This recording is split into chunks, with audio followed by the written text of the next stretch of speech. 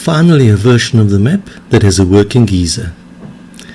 Not quite the volcano that the map is named after, but that's still in the works. So what does the geyser do? It spews fire onto a nearby tile. Let's see how it's set up. So this is the geyser, the fire geyser. It has a spew ability, and that ability has a few properties. So the effect that it spews is fire. Its range is 2 tiles. It's idle for 1 turn after it spews. So basically it spews fire onto the map 1 turn, then it rests, then it spews again, then it rests again, and so on. And the first turn. So this is the first turn that it's active.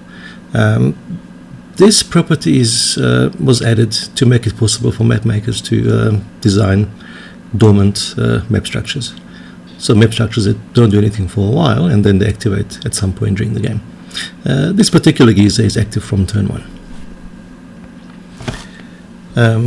And to see how the spew ability works, so if I go back to the game state, there's a bit more functionality now when it comes to implementing map rules. The spew ability is over here. So what it does, we look at all the tiles on the map, and for each tile we check whether it has the spewing ability. So this logic really depends on the ability itself, not so much the geyser. So if we go inside, we look at essentially the structure that's on the map, that's on a tile, and whether that structure has the spew ability. I still need to implement logic that will look at maybe troops or the hero and so on. Okay, so if it finds a tile with the spew ability, which in our case will be the one with the geyser, it checks whether it's ready to activate. And that has a bit of logic to it. So the first thing we check is whether the first turn of the activation is in the future. Basically, if it's still dormant, and if it's still dormant, then it won't activate now. If it's just stopped being dormant, just come awake, then it will activate. And then the most common scenario is, well, when last did it activate? And how long does it need to rest after the last activation? So if those two together don't exceed the current turn, then it will activate again.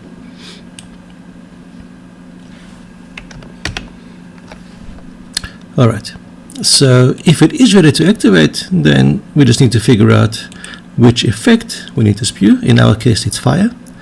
Then we take all the surrounding tiles based on the range. So in our case it's a range of 2. So if you look at the map, from a geyser it will be these tiles over here in range of 2 from the geyser. And then we loop through all of those. We'll take a random tile from those and we check. The only condition is that it mustn't already be burning, because if it's already burning and adding more fire to it won't be noticeable. So it would look like nothing happened. So we just check that it's not burning already before adding fire to it. And then once we find such a tile, then we're done. So we only do this to 1 tile every time the geyser activates. And if we can't find such a tile, then we're done, because there's no tiles left to look at. And that's what the geyser does. Now there's nothing to burn here, so this here is just tree stumps,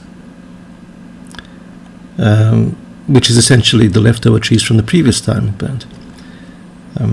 So the fire will just burn out and effectively go away.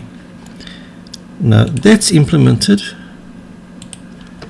okay, if I go back to evolving environment, in this portion of the logic. And it's quite simple.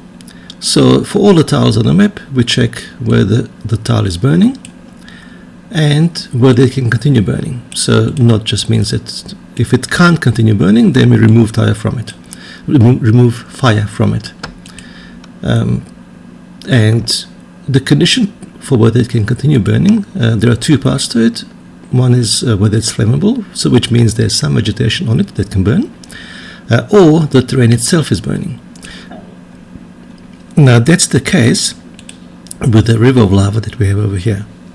So there's no vegetation here, but the fire persists, and it persists because the lava itself is making it burn. And if if at least one of those two conditions is met, so either there is vegetation that can burn or the terrain itself is burning, then it can continue burning. And if it can't, then we remove it. So that's why the fire disappeared from here. And then if we continue, there we go. Continue with the turns until the fire lands on a tile that can burn, then we should see the tree burn down. And notice that it burned down in the tree stumps and the fire spread onto an adjacent tile which has vegetation on it, which spreads further and spreads further until the whole area burns down. And grass is replaced with grass roots, and trees are replaced with tree stumps until they regrow. Now fire landed over here, which is just rocks, so nothing will happen. And now the trees and the grass regrow. The grass has a shorter regrowth period, and if we keep going until the fire lands on some more vegetation, the process should happen again. Lands in water, nothing happens.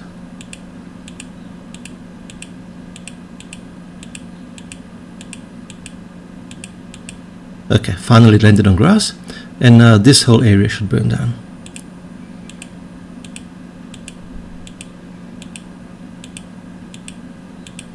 There we go.